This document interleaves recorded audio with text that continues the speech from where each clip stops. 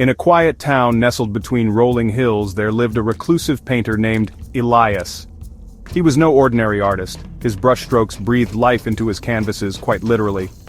But this was not a gift, it was a curse. Years ago, Elias had been a young, ambitious artist struggling to make a name for himself. One evening while wandering through an old market, he stumbled upon a mysterious vendor selling peculiar trinkets. Among them was a set of paintbrushes wrapped in velvet cloth. "These will make your art unforgettable," the vendor whispered with an eerie smile. Elias, eager for greatness, purchased them without hesitation. That night, he painted a magnificent sparrow on his canvas. The details were exquisite, the feathers looked soft, the eyes glimmered with life.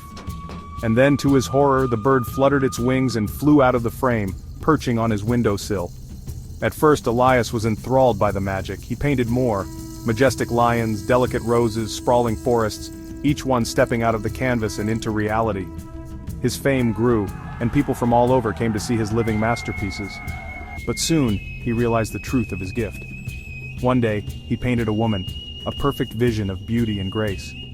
As she stepped from the canvas, she smiled at him, her eyes filled with something unreadable. He named her Celeste, and for a time she was his muse, his companion, his love. But Celeste was not human. She was art given life, and she longed for freedom beyond the confines of Elias's studio. Then, the nightmares began. His paintings started changing on their own. The lion he had once painted roared at him in his sleep, its eyes burning with resentment. The forest turned dark and twisted. And Celeste, she no longer looked at him with love. Her smile became cold, her eyes filled with something sinister. One night, Elias awoke to find Celeste standing over him, a brush in her hand, painting on an empty canvas. "You gave me life," she whispered. "Now it's my turn." Elias tried to move, but his limbs stiffened. He felt himself being pulled, his skin melting into color, his breath fading into strokes of paint.